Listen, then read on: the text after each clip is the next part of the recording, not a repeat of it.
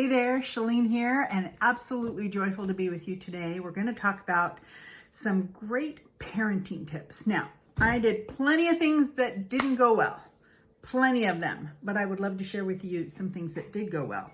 So I found this book when I was mom of the last 3 girls. It's called Teach Your Child to Read in 100 Easy Lessons by Siegfried Engelmann. And it is a book that teaches your children to read sound by sound. So you just kind of go t, t, and then as you start to put letters together, boy, I hope that's not backwards, but it may be, sorry, at, mat, and you teach them how to put their sounds together that way. As you continue on in the book, each lesson has a picture with a short story that they read. And each lesson takes, golly, anywhere from 5 minutes to 10 minutes. I mean, it's just not a big deal, but it's 100 lessons. And my last 3 girls were awesome readers by the time they started school. So you might consider that. It's just very basic and really easy and smooth to move forward with. Another great thing that I love, and I call it my secret weapon, is back scratches. My mom was really good at this, and it became something that I did too. But the reason I call it a secret weapon is because there's something about a back scratch or a back rub that they can't resist. If they're in a bad mood, if they don't want, even teenagers, if they want to listen to you, well, okay, can I just give you a back rub or a back scratch? And they'll sit down for that back rub or that back scratch.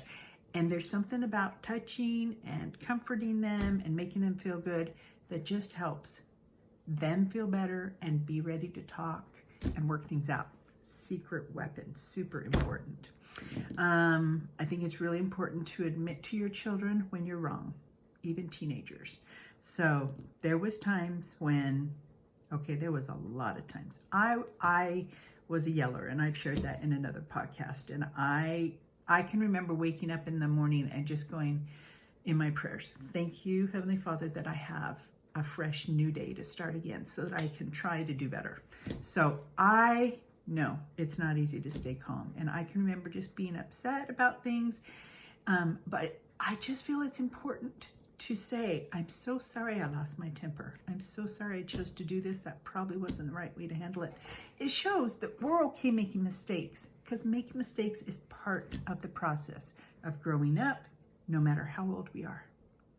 And if you can admit that to your children, then they'll realize their mistakes don't mean that they're terrible. Their mistakes are just part of the process too.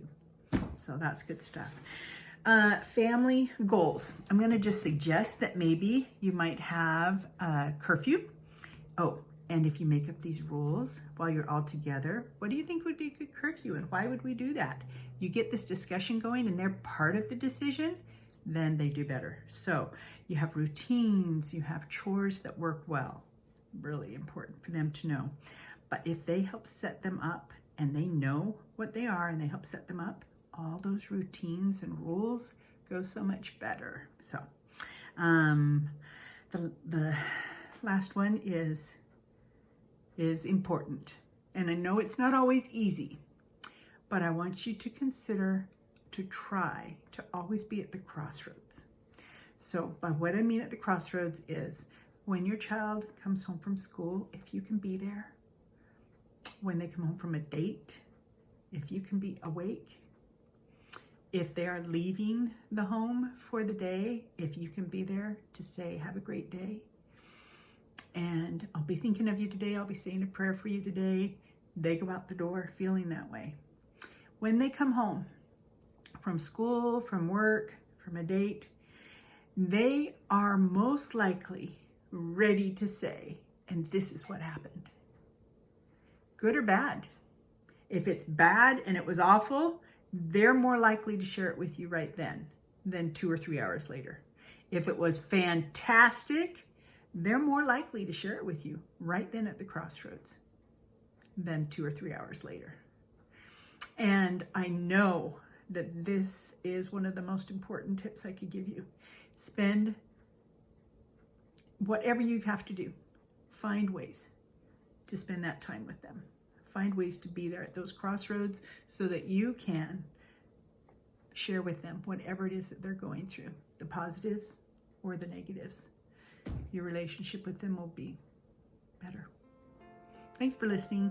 Hope you find ways today to be absolutely positive and absolutely joyful. Just feel peace.